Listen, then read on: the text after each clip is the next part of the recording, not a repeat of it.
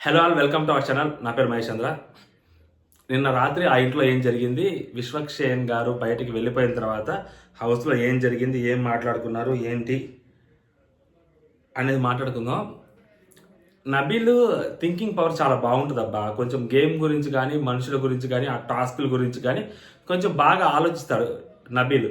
But అక్కడ ఏంటంటే నబీల్కి లోపల కోరుకుంటుంది నబీల్ ఏంటంటే, బిగ్ బాస్ హౌస్లో ఐడెంటిటీ క్రైసిస్లో ఉన్నాడు నబీల్.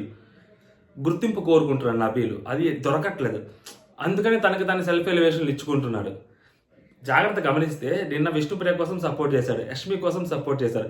వాళ్ళు జస్ట్ ట్యాంక్స్ చెప్పి వదిలేస్తున్నారు. ఇంకొంచెం గట్టిగా పొగడట్లా, ఇంకొంచెం గట్టిగా మాట్లాడట్లా, తనను బాగా గుర్తించట్లేదు, తను చేసిన గేమ్ని గుర్తించలేకపోతున్నాడు. సో అందుకనే తనే చెప్పుకుంటున్నాడు. పృథ్వీ కూడా జస్ట్ నార్మల్గా ఉన్నాడు. పృథ్వీ ఏంటంటే టూ మచ్ ఎమోషనల్ అవ్వడు కదా, సో నార్మల్గా ఉన్నాడు. సో అందుకనే తినే ఆ ఒక మాట చెప్పి పృథ్వీ వాళ్ళ మదర్కి ఇట్లా ఇచ్చారని చెప్పిస్తాడు. అండ్ నేను నెక్స్ట్ యష్మిది కూడా అంతే, ఆ తర్వాత విష్ణుది కూడా అంతే. ఒక ఐడెంటిటీ క్రైసిస్లో ఉన్నాడు as of now Bigg Boss హౌస్లో. పాపం అదే తనకి, ఎందుకంటే లైక్ 26, 27 మేబీ ఆ ఏజ్. సో కొంచెం కోరుకుంటాడు, గుర్తింపు కోరుకుంటాడు. వేరే వాళ్ళ తన ఆటని పొగిడినా, తనను ఏదైనా చేసిన పనిని పొగిడినా కూడా సో తనకు ఒక తెలియని ఒక ఎంకరేజ్మెంట్ కింద ఉంటుంది. బట్ హౌస్లో చాలామంది అది ఎవరు చెయ్యట్లేదు తన గురించి. సో తనకి ఏంటంటే తన గురించి తనే చెప్పుకుంటున్నాడు. తన గురించి తనే చెప్పుకుంటున్నప్పుడు ఏంటంటే ప్రతిసారి కొంచెం వియర్డ్గా ఉంటుంది, ఎందులో భజన చేసుకుంటున్నాడు అని. బట్ యాక్చువల్గా పాపం వేరే వాళ్ళు పొగడాలి తను కొన్ని చేసిన పనులకి, బట్ ఎవరు పొగడట్లా. షీల్డ్ ఇచ్చినప్పుడు కూడా అంతగా టూ మచ్గా పొగడలేదు ఎవరు అతన్ని. ఇతనే చెప్పుకుంటున్నాడు, నా వల్లే ఈరోజు నో ఎలిమినేషన్ అయింది, నాకు సార్ చెప్పాడు, సో ఈరోజు హ్యాపీగా ముగుస్తుంది, అది చాలా నాకు బస్ అని ఇట్లా చెప్పుకుంటున్నాడు తను. అది యాక్చువల్గా అది ఎవరు పొగడాలి, ఆపోజిట్ హౌస్ మేట్స్ పొగడాలి. ఎవరైతే అవినాష్ తీసుకున్నాడో అవినాష్ గట్టిగా పొగడాలి, రోహిణి పొగడాలి, తేజ పొగడాలి, గట్టిగా పొగడట్లా. సో అది చాలా ప్రాబ్లం అయిపోతుంది అనమాట నబీల్ది. బట్ నబీలు నిన్న టాస్క్ గురించి, అది మీకు కాదు గేము, సంచాలకుగా వచ్చింది, సంచాలకుకి అది టాస్క్, అది మీకు కాదు అని చెప్పి పృథ్వీతో మాట్లాడినది ఏదైతే ఉందో ఆ థింకింగ్నెస్ నాకు బాగా నచ్చింది. కరెక్ట్గా గెస్ చేశాడు. అది నిజంగా అది గౌతమ్కి అది. బట్ నబీల్ అంటాడు గౌతమ్ చాలా తెలివిగా సేఫ్ గేమ్ ఆడాడు అని అంటాడు.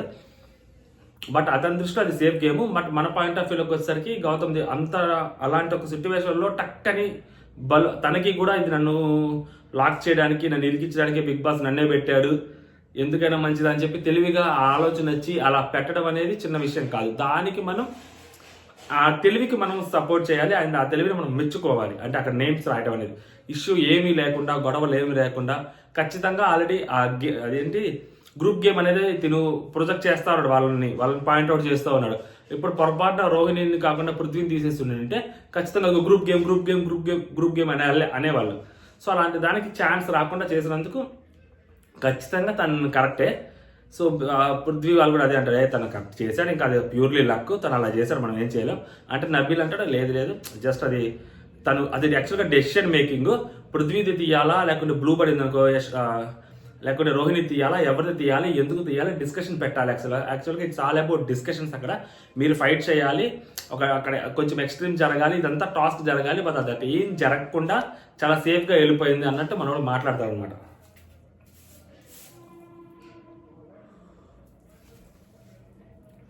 అండ్ నెక్స్ట్ ఇంకోటి వచ్చేసరికి గౌతమ్ గురించి మాట్లాడుకుందాం. సో గౌతమ్ది ప్రాబ్లం ఏంటంటే ఇక్కడ నిన్న ఒక గేమ్ ఆడాడు, సంచాలకంగా చేశాడు, అది అన్ఎక్స్పెక్టెడ్గా జరిగిపోయింది. అది ర్యాండమ్గా ఒక యాక్ట్ జరిగింది అక్కడ. సో అది గౌతమ్కి ప్లస్ అయింది. సో అలాంటి యాక్ట్స్ అప్పుడప్పుడు కొన్ని జరుగుతుంటే అది ప్లస్ అవుతూ ఉంటుంది. సో అనవసరంగా ఇప్పుడు కెమెరాస్ ముందుకెళ్ళి కెమెరాస్ ముందు కూర్చొని మోనోలాగులు చెప్పుకోవడం ఏదైతే ఉందో అది కాన్షియస్గా ఆడటం ఉంటుంది అండ్ కెమెరా ఫేవర్గా మాట్లాడటం ఉంటుంది. ఏదో ఆర్టిఫిషియల్గా ఉంటుంది చూడడానికి.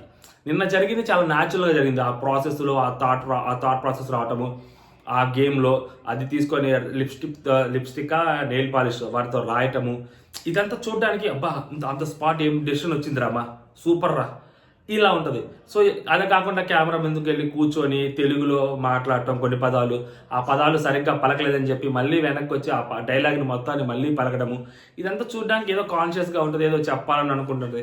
పోనీ అది చెప్పేది ఏందో కూడా చాలా నాచురల్గా నార్మల్గా కూడా చెప్పచ్చు. ఏదో ఒక విప్లవకారుడు చెప్పినట్టు, లేదా ఒక చెగువేరా మాట్లాడినట్టు, లేక చెగువేరా తెలుగులో ఎలా మాట్లాడితే అలా ఉన్నట్టు, ఇవన్నీ ఏదో ఒక వర్గాన్ని లేకుంటే పర్టికులర్ హీరో ఫ్యాన్స్నో ఏదో అట్రాక్ట్ చేయడానికి చేస్తున్నట్టే ఉంటుంది తప్పితే అది అనవసరం. బేసిక్గా ఆర్టిఫిషియల్నెస్ అనవసరం. అండ్ బిగ్ బాస్ నిన్న అదంతా లిప్స్టిక్తోనో నెయిల్ పాలిష్తో రాసింది తీసేశాడని చెప్పి నేను తప్పు అని అక్కడ చెప్పాను. సో ఇలాంటివి ఎపిసోడ్లు వేశారనుకోండి, మోనోలాగ్స్, ఇంకా చాలా దరిద్రంగా ఉంటుంది. అది తీసేసినా నష్టం వచ్చిందో రాదో తెలియదు, కానీ ఇది కానీ వేస్తే చాలా నష్టం వచ్చింది. ఎందుకంటే చూడడానికి చాలా ఆర్టిఫిషియల్గా అనిపిస్తుంది. ఏంటంటే మరి ఓవర్ చేస్తున్నాడు అన్న అనుకుంటారు ఖచ్చితంగా జనాలు. చూస్తున్న చాలా మంది గౌతమ్ ఫ్యాన్స్ కూడా అలాగే అనిపించినా చెప్పకపోతుండొచ్చు ఇప్పుడు మాత్రం. బట్ మెజారిటీ వాళ్ళకి అలాగే అనిపిస్తుంది. ఎందుకు అదంతా అనవసరంగా మాట్లాడకూడదు? ఎంత మాట్లాడాడు తెలుసు అసలు, విచిత్రంగా. కంటికి కనిపించిన నిజం మాట్లాడటం నా హక్కు, దాన్ని తొక్కేయాలని ఇది ఎందుకు మాట్లాడాలో చెప్తా తర్వాత. దాచేయాలని ఎంత ప్రయత్నించినా అవదు, దాని మీద నేను నిలబడతా. దానికి నిదర్శనమే నిన్న జరిగిన సంఘటన. ఆ పరిస్థితిలో అంత కోపంగా, అంత నిర్భయంగా గొంతు విప్పి మాట్లాడాల్సిన సిట్యువేషన్ ఎందుకు వచ్చింది అంటే, చాలాసార్లు చూస్తున్నా కొంతమంది వ్యక్తులు మళ్ళీ కంటికి కనిపించని నిజాన్ని కనుమరుగు చేయాలని ప్రయత్నిస్తున్నారు. అది ఏమాత్రం సమంజసం కాదు. అంటే భయపెట్టే ధోరణి అంటాడు. అంటే భయపెట్టే ధోరణి అంటాడు. మళ్ళీ వెనక్కి వచ్చి భయపెట్టే ధోరణి అని మళ్ళీ దాన్ని స్పష్టంగా పలుకుతాడు ఫ్లోలో. సరే అది కూడా ఫ్లోనే అనుకున్నాం అనుకో. సపోజ్ ఏదో కూర్చొని తను మాట్లాడుకుంటున్నాడు, చాలామంది హౌస్ మేట్స్ కూడా మాట్లాడుకుంటారు కదరా, అతను కూడా మాట్లాడుకుంటున్నాడు, తప్పేముంది అంటే, హౌస్ మేట్స్ మాట్లాడేటప్పుడు ఒక పదం తప్పు వస్తే వాళ్ళు ఫ్లోలో వెళ్ళిపోతారు. మళ్ళీ ఆ పదాన్ని కరెక్ట్ చేసుకొని మరీ ముందుకు వెళ్ళాలని అనుకోరు. ఆ పదాన్ని కరెక్ట్ చేసుకొని మరీ ముందుకు వెళ్తున్నాము అంటే ఏదో ఒక స్క్రిప్ట్ చదువుతున్నాము కూర్చొని, లేకుంటే ఏదో మనం ఒక ఏంటి డ్రామా చిన్నప్పుడు డ్రామాలు ఉంటాయి, స్టేజ్ డ్రామాలు, అవి చేస్తున్నాము అన్నట్టు ఫీలింగ్ వస్తుంది అనమాట. కొంతమంది వ్యక్తులు ధోరణి, ఆ భయపెట్టే ధోరణి, వీళ్ళు ఏమన్నా కూడా పడతారు అని చెప్పి ఎదుటి వ్యక్తిని చులకనగా చూసే ధోరణి, వాటన్నిటికీ అడ్డుకట్ట వేయాలనే నేను నిన్న అంత నిర్భయంగా, నిర్మహమాటంగా నా గళాన్ని విప్పడం జరిగింది. అప్పుడెప్పుడో చిన్నప్పుడు బారిస్టర్ పార్వతీశము ఒక నాన్ డీటెయిల్ బుక్ ఒకటి ఉంటుంది, అది చదువుతున్న ఫీలింగ్ వస్తుంది నాకు ఇది చదువుతుంటే. సీరియస్లీ ఎంతో మందిని ఎన్నో సిచ్యువేషన్స్లో అవమానించాడు ఆ వ్యక్తి. భయపడిపోతాడు, బెదిరిపోతాడు, నేనే గొప్ప అనే ఆ ధోరణికి మళ్ళీ ధోరణికి అంటాడు. ఆ ధోరణికి అడ్డుకట్ట వేయాలన్నదే నా భావన తప్ప ఎవరిని కించపరచాలని కాదు, ఎవరిని బెదిరించాలని కాదు. మేము నిలబడతాం. అతనికి అడ్డుకట్ట వేయాలనే తప్పితే నేను ఎవరిని బెదిరించాలని కాదు, ఎవరిని కించపరచాలని కాదు అని ఇతను అంటున్నాడు. అతను కూడా ఇతను చెప్పింది గ్రూప్ గేమ్ ఆడుతున్నారు నువ్వు అని చెప్పి ఏదో ఒక లేబుల్ వేద్దామని, ఒక స్టాంప్ వేద్దామని ఇతను అనుకుంటుంటే అది కాదు అని చెప్పి అతను చెప్పడమే దాని ఉద్దేశము. అతను కూడా తిన్ని కించపరచాలనో తిన్ని అవమానించాలనో కాదు. అంటే ఇక్కడ తిని అవమానించింది ఏముంది? వాడు అని ఇతను లోపలికి వెళ్ళి ఇది మాట్లాడే ముందు అసలు ఇది ఎందుకు మాట్లాడతారో ఫస్ట్ ఆఫ్ ఆల్ తెలియదు. ఈ రోజు ఏం జరిగిందో, నిన్న ఎప్పుడో గొడవ జరిగింది, దానికి ఈ రోజు ఎందుకు మాట్లాడుకుంటున్నారో తెలియదు. ఓకే, దీనికంటే ముందు లోపలికి వెళ్ళి కూర్చున్నప్పుడు యష్మి వాళ్ళతోటి వాడిని అడుగు పృథ్వీ గాడిని అంటాడు. సో అక్కడ కూడా పృథ్వీ గాడు అంటాడు. పోనీ పృథ్వీ అని నిన్నంత గొడవ జరిగింది కదా, వాడు అనొద్దన్నాడు కదా, సరే వాడు అనొద్దన్నాడా అని చెప్పి ఇతను ఏమైనా అనుకుంటా ఉన్నాడా? ఇతను కూడా వాడు అరే అని పిలుచుకుంటా ఉన్నాడు. ఈరోజు మళ్ళీ ఆ గేమ్ అయిపోయిన తర్వాత ఇంకేముంది మరి, కించపరిచేది ఏముంది? ఇతను అనొద్దు అన్నప్పుడు ఇతను కూడా అనకుండా ఉంటే ఓకే, అబ్బాయి గొడవలు అనొద్దు అన్నాడు, ఇంకా చూసి అనకుండా ఉన్నాడు, గౌతమ్ సూపర్ రా అని అనొచ్చు. అది అయిపోయింది. నిన్న అయిపోయింది, మొన్న అయిపోయింది గొడవ. నిన్న లైవ్ అంతా చూశాను. నిన్న లైవ్లో రే ఒరే వాడు వీడు అలాగే మాట్లాడుకున్నారు వాళ్ళు.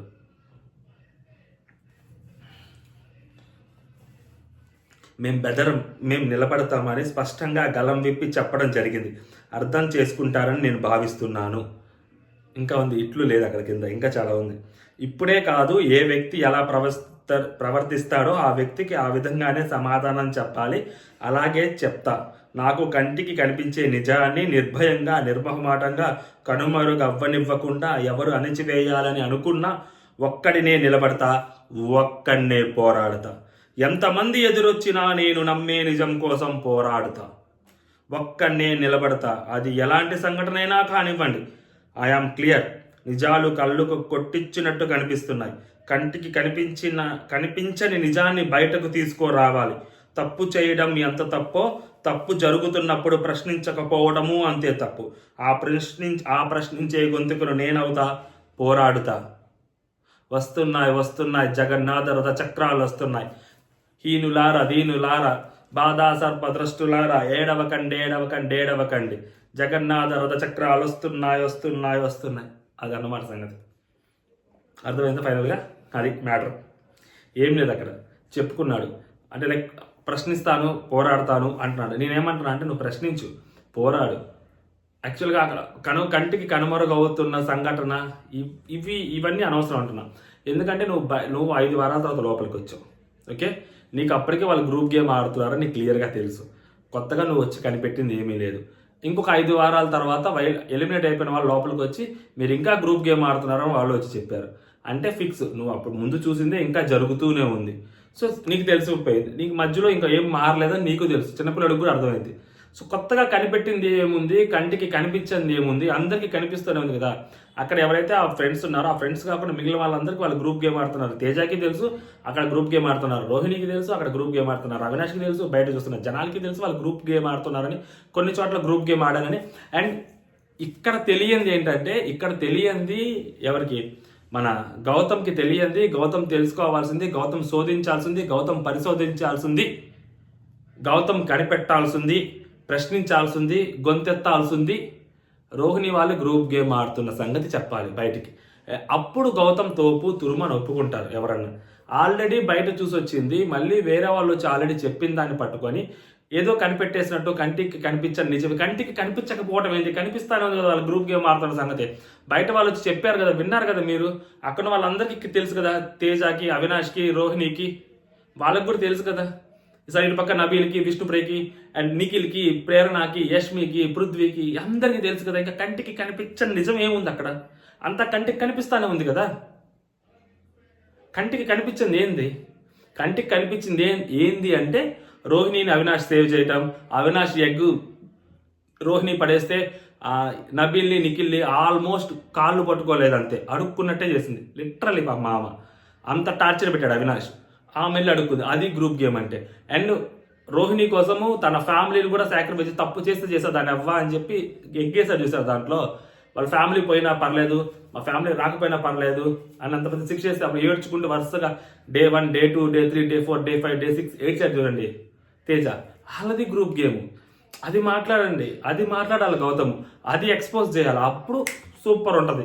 వీళ్ళు ఆల్రెడీ ఎక్స్పోజ్డ్ అయిపోయారు కదా, కొత్తగా ఎక్స్పోజ్ చేసేదే ఉంది. వేరే వాళ్ళు చెప్పింది విని వాళ్ళనే గమనిస్తూ ఉండి ఇదిగో అంటే ఏముంది, అది ఆడియన్స్ ఆల్రెడీ గమనిస్తున్నారు. కొత్తగా ఏదైనా చేయాలి, అప్పుడు సూపర్ ఉంటుంది. అప్పుడు దాకా ఏముండదు అనమాట. తర్వాత పృథ్వీ నబీల్ డిస్కషన్ పెట్టుకున్నారు. సో నబీల్ ఆల్రెడీ చెప్పే కదా గౌతమ్కి అది టాస్క్ వచ్చింది, గౌతమ్ చాలా తెలివిగా సేఫ్గా ఆడాడని. But he played intelligent. So ఆ థాట్ అయితే ఎవ్వరికి రాదు అక్కడ ఖచ్చితంగా. అది సేఫ్గా తప్పించుకోవాలి అనుకున్నాడు, సేఫ్ గేమ్ ఆడటం కదా. దాన్ని బిగ్ బాస్ ఒక టాస్క్ ఇచ్చాడు, ఒక పద్మ వ్యూహం పన్నాడు. ఆ పద్మ వ్యూహంలో నుంచి తప్పించుకోవడానికి తను ఒక స్మార్ట్నెస్ ఉపయోగించాడు గౌతమ్. ఆ స్మార్ట్నెస్సే అక్కడ పేర్లు రాసుకోవటం, అది సేఫ్ గేమ్ అంటారు దాన్ని ఇంటెలిజెంట్ గేమ్ అంటారు. ఎందుకంటే పద్మ వ్యూహం బిగ్ బాస్ పన్నాడు, ఆ విషయం నబీల్కి కూడా తెలుసు. నబీలు బిగ్ బాస్కి ఒక గౌతమ్కి టాస్క్ ఇచ్చాడు అన్నప్పుడు తను సేఫ్ గేమ్ ఆడాడు అట్లా అంటాడు, అది సేఫ్ గేమ్ కదా, అది intelligent game. Okay, next Prithvi Yashmi వాళ్ళు డిస్కస్ చేసుకుంటా ఉంటారు.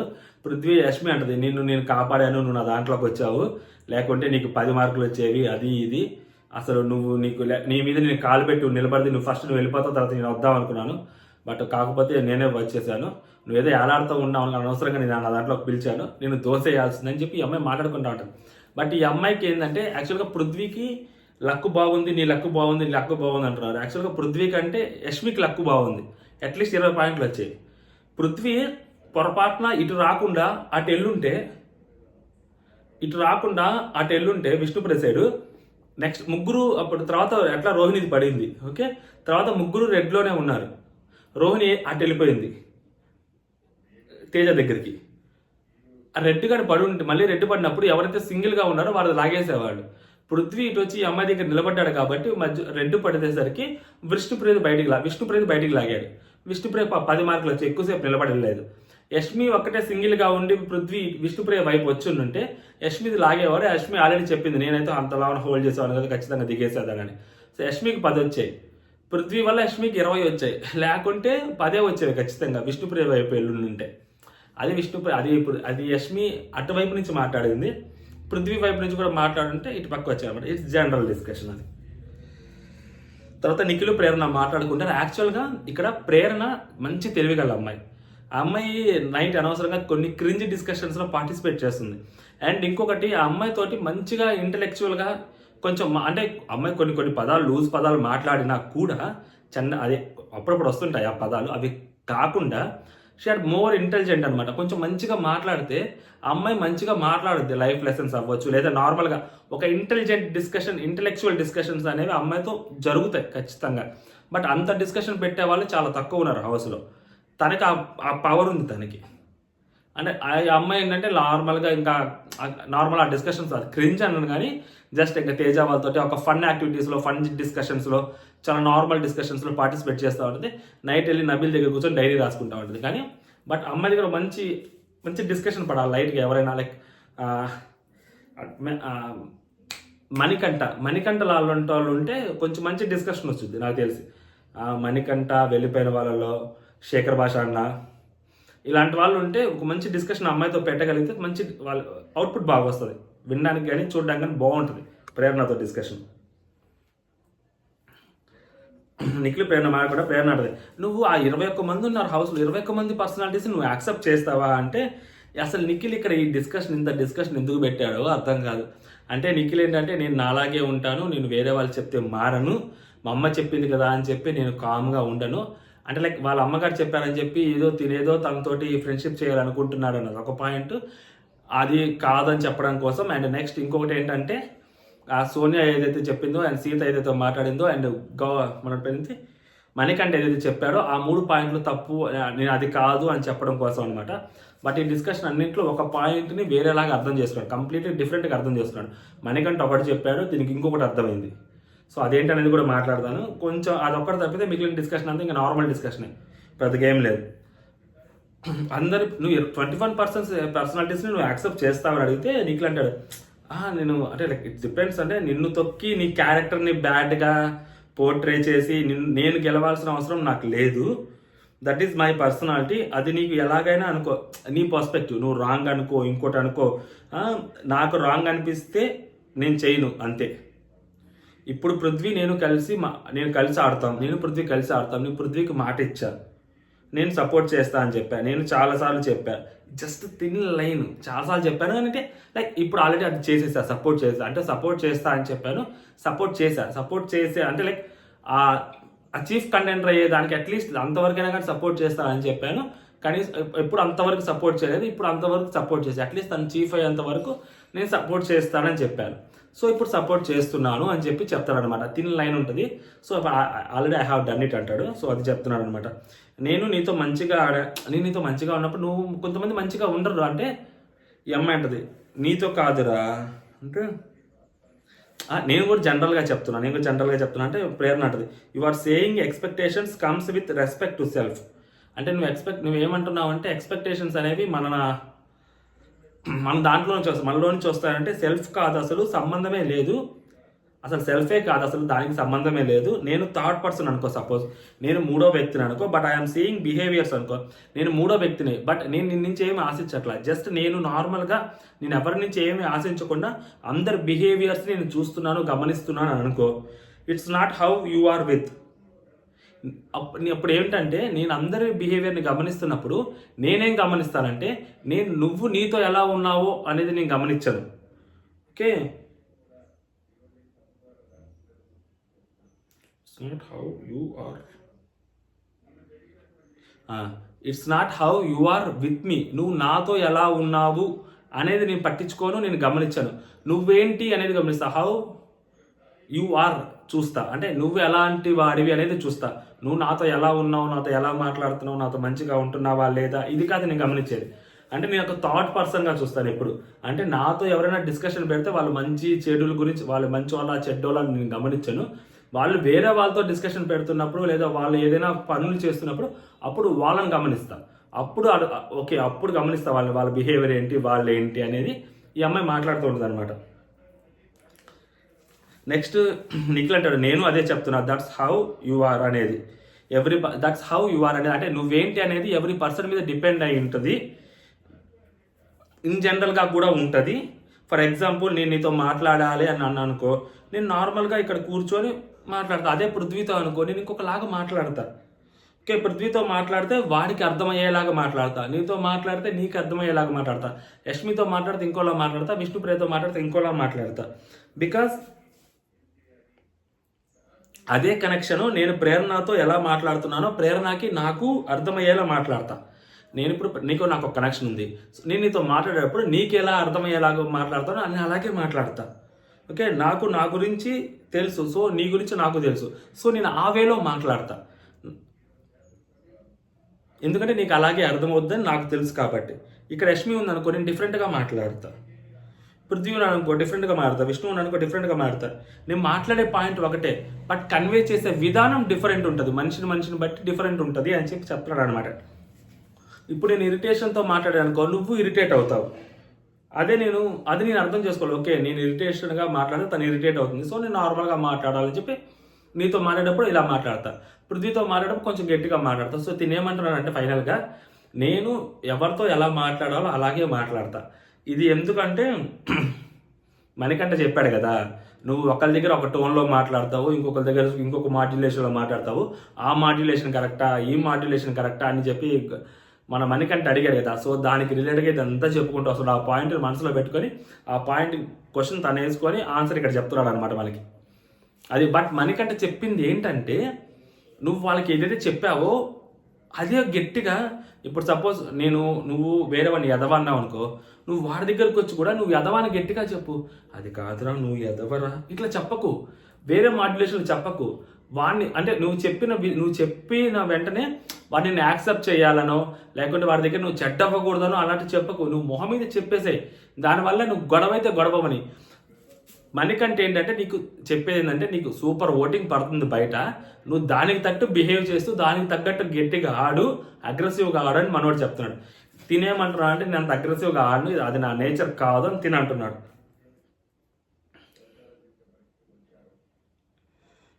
నన్ను టాన్ చేసుకుంటూ వచ్చారనుకో, ఒక లిమిట్ వరకు ఓకే, ఆ లిమిట్ దాటాక I will give it back to very rude. నేను ఒక లిమిట్ వరకు ఉంటా, ఆ లిమిట్ దాటాక నేను కూడా చాలా గట్టిగా ఇస్తాను, చాలా ఘోరంగా ఇస్తాను అంటున్నాడు తను. నేను ఇక్కడ నాకు బాగా నచ్చింది యాక్చువల్గా, ఇతను ఎంత సెన్సిబుల్గా మాట్లాడుతున్నాడు. ఇక్కడ అతను 16 ఇయర్స్ దగ్గరికి వచ్చేసరికి మేబీ వాళ్ళ ఇంట్లో కొంచెం ఫైనాన్షియల్ ప్రాబ్లమ్స్ ఉన్నాయి. సో ఫైనాన్షియల్ ప్రాబ్లమ్స్ ఉండడం వల్ల వాళ్ళ ఇంటిని పోషించాల్సిన బాధ్యత, లేదా వాళ్ళ ఇంటిని కొంచెం ఎఫర్ట్ చేయాల్సిన బాధ్యత, వాళ్ళ ఇంటికి ఎంతో కొంత హెల్ప్ చేయాల్సిన బాధ్యత అట్ ద ఏజ్ ఆఫ్ 16 నుంచి తను తీసుకున్నాడంట. సో తీసుకున్నప్పుడు ఏమైందంటే, ఒక మనిషి ఆల్రెడీ వాళ్ళ ఇంట్లో కొన్ని కష్టాలు కొన్ని జరుగుతూ ఉంటాయనుకో, ఇప్పుడు నాకు ఒక కష్టం ఉందబ్బా, సపోజ్ నేను ఏదో ఒక ఆలోచన, నాకు ఒక కష్టం వచ్చింది, నేను దారిలో పోతూ ఉంటా, ఎవడో ఇద్దరు కొట్టుకుంటూ ఉంటాడు, లేదా ఇంకోటి ఎవరినో చంపుతుంటాడు, లేదా ఇంకోటి జరుగుతూ ఉంటుంది. అవన్నీ నేను పట్టించుకునే స్టేజ్లో లేను, వాటన్నిటిని గురించి నేను గొడవ పట్టుకునే స్టేజ్లో లేను. పొరపాటున ఎవరైనా వచ్చి నాకు తగిలాడనుకో, వాడిని తిట్టే స్టేజ్లో కూడా నేను ఉండను. ఎందుకంటే నా ఆలోచన నాది, నేను ఆల్రెడీ వేరే ఏదో కష్టంలో ఉన్నా, చాలా పెద్ద కష్టంలో ఉన్నా, దాంతో అవన్నీ నాకు సంబంధం లేదు, వేరే వాళ్ళతో అసలు సంబంధం లేదు. నాకు ఏదైనా వేరే చిన్న తగిలింది అనుకో, నా మైండ్లో ఉన్న కష్టంతో పోల్చుకుంటే, నా ఎదురుగా ఉన్న కష్టంతో పోల్చుకుంటే ఇక్కడ జరిగేవి, అక్కడ నాకు తగిలిన దెబ్బ చాలా చిన్నది అనిపించి ముందుకు వెళ్ళిపోతూ ఉంటాను అన్నది ఇతన్ని చెప్పే విధానం అన్నమాట.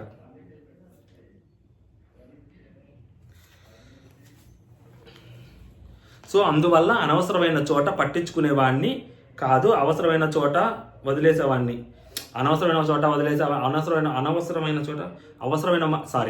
అవసరమైన చోట మాత్రమే పట్టించుకునేవాడిని, అనవసరమైన చోట వదిలేసేవాడిని. ఇదన్నమాట. ఎక్కడ ఏది అవసరం అదే మాట్లాడేవాడిని, ప్రతి దాంట్లో వెళ్ళి గెలుక్కునేవాడిని కాదంటారు. ఎందుకంటే నెత్తి మీద బరువు ఉంటే కళ్ళు ఒకటే వైపు చూస్తుంటావు, దిక్కులు చూడవు, కళ్ళు పోతా ఉంటాయి అన్నమాట స్ట్రైట్గా. అలా వైకుంఠపురం సినిమాలో ఉంటుంది కదా, సేమ్ డైలాగ్ అది. సిచ్యువేషన్ అలాగే ఉంటుంది అనమాట. ఎందుకంటే మనం కూడా ఫేస్ చేసాం కాబట్టి. So at the age of 10th class నుంచే మనం కూడా పార్ట్ టైం జాబ్లు అవి చేశాం కాబట్టి, సో మనకి తెలుసు ఆ బాధ్యతలు ఏంటనేది.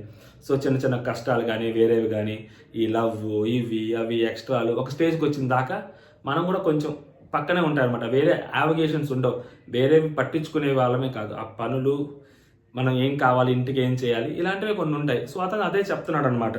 అండ్ నెక్స్ట్, ఇప్పుడు నీతో ఫ్రెండ్లీ ఉన్నా లేకున్నా నాకు కప్పు రావాలంటే వచ్చుద్దబ్బా, ఓకే, ఆ కప్పు కోసం నేను కానిది నేను చేయలేను. ఓకే, అండ్ నిన్ను వాడుకొని నిన్ను బ్యాట్ చేసి ఆ కప్పు నేను తెచ్చుకోవాలని కూడా నేను అనుకోను. ఇది ఆమె చెప్పుద్ది కదా, సో నువ్వు వేరే వాళ్ళని వాడుకుంటావు సీత, వేరే బలమైన అమ్మాయిలను యూస్ చేసుకుంటావనో, కప్పు కోసమో నీ గేమ్ కోసం వేరే వాళ్ళని డౌన్ చేస్తావు అది ఇది అని. సో అందుకని చెప్పి ప్రేరణతో చెప్తుంటాడు. ఎందుకంటే ప్రేరణకి దీనికి మంచి క్లోజ్ రిలేషన్షిప్ ఉంది, బెస్ట్ ఫ్రెండ్స్ కదా వీళ్ళిద్దరు యష్మితో పోల్చుకుంటే. అందుకని అది నాకు ఫేక్ అనిపిస్తుంది. మొన్న కొంతమంది అన్నారు మొన్న కొంతమంది అన్నారు సోనియా అని చెప్పి మళ్ళీ కొంతమంది అన్నారు నాకు భయం అని. నాకు భయం లేదు, అందుకే నేను షీల్డ్ వద్దన్నా. ఓకే, నామినేషన్స్లోకి వెళ్తే బయటకు వెళ్ళిపోతా, నాకేం ఫరక్ పడదు అని చెప్పి ఇతను అన్నాడు ఇక్కడ. అంటే వాళ్ళు నువ్వు భయపడుతున్నావు అంటే నువ్వు నామినేషన్స్లోకి వేరే వాళ్ళని నామినేట్ చేస్తారేమో అని నువ్వు భయపడుతున్నావు అని వాళ్ళు చెప్పట్లా. వాళ్ళు ఏమంటున్నారంటే నువ్వు గట్టిగా మాట్లాడితే వాళ్ళతో గొడవ పెట్టుకోవాల్సి వస్తుందేమో, వాళ్ళు నిన్ను బ్యాడ్గా అనుకుంటారేమో, నామినేషన్ సంగతి పక్కన పెట్టు, నిన్ను బ్యాడ్గా అనుకుంటారేమోనని. దానికి నువ్వు నామినేషన్స్లోకి వెళ్ళిపోవడానికో లేకుంటే షీల్డ్ వద్దనడానికి నువ్వు నామినేషన్స్లోకి వెళ్ళి సేవ్ అయితే అవుతా లేకుంటే లేదు, ఆ భయం నాకు లేదు, అందుకే షీల్డ్ వదిలేశాను. షీల్డ్ వదిలేసేదానికి దీనికి అసలు సంబంధం లేదబ్బా. వాళ్ళు చెప్పింది ఏంటంటే నీకు షీల్డ్తో కూడా అవసరం లేదు, నువ్వు తోపు ఓటింగ్ నీకు పడుతుంది, నువ్వు తోపు కాకపోతే నువ్వు సేఫ్ గేమ్ ఆడుతున్నావు అన్నట్టు వాళ్ళు మాట్లాడారు. అది వాళ్ళు చెప్పింది. ఇతను ఏంటంటే నాకు షీల్డ్ వద్దన్నా కదా, నాకు భయం లేదు అంటున్నాడు. ఈ భయం వేరు, నామినేషన్స్లో హౌస్లో ఉంటామా వెళ్ళిపోతామా ఈ భయం కాదు వాళ్ళు చెప్పేది ఏంటంటే పర్సనాలిటీ గురించి. నువ్వు సమ్వేర్ ఎవరినొకటి కదిలించుకుంటే వాళ్ళు మళ్ళీ నీ మీదకి రివర్స్ అవుతారేమో, అందరితో మంచిగా ఉండాలి అని అనుకుంటున్నావు నువ్వు, అది అంతేగాని దాని తర్వాత వాళ్ళు నామినేషన్స్లోకి వస్తావనో లేకుంటే నిన్ను నామినేట్ చేస్తారనో, నువ్వు బయటకు వెళ్ళిపోతావనో, నీకు ఎలిమినేషన్ భయం ఉందనో వాళ్ళు ఎవరు చెప్పాల. సో దీన్ని కొంచెం వేరేలాగా తీసుకున్నాడు యాక్చువల్గా. ఇది వాళ్ళు నీ పర్సనాలిటీని ఓపెన్ అప్ అవ్వు అని చెప్తున్నారు. సో అది ఇప్పుడు దానికి ఆన్సర్ ఇతను చెప్తాడనమాట. నామినేషన్లో అరిచి గట్టిగా నువ్వు తప్పు చేసావని అరిచి చెప్తేనే నామినేషన్ అంటే నాకు అది రాదు, నేను అలా నామినేట్ చేయలేను అరిచి. ఓకే, నేను యాజ్ సింపుల్ యాజ్ దట్. అవతల వాళ్ళు అరిస్తే నేను అరుస్తా, అవతల వాళ్ళు నార్మల్గా మాట్లాడితే నేను నార్మల్గా మాట్లాడతా. నువ్వు ఎక్కువ చేస్తే నేను ఎక్కువ చేస్తా, నువ్వు ఇంకా జాస్తి చేస్తే నేను ఇంకా డబల్ జాస్తి చేస్తా. ఓకే, నువ్వు బ్యాలెన్స్ ఉన్నావు అనుకో, నేను బ్యాలెన్స్ ఉంటా. నేను ఎన్నో నామినేషన్స్ అలాగే రిసీవ్ చేసుకున్నాను, నేను అలాగే చేశాను, అలాగే చెప్పా కూడా. భయం అయితే లేదు. ఓకే, దట్ ఈజ్ మీ. నాకు కూల్గానే చేయటం వచ్చు, కూల్గానే చేస్తా.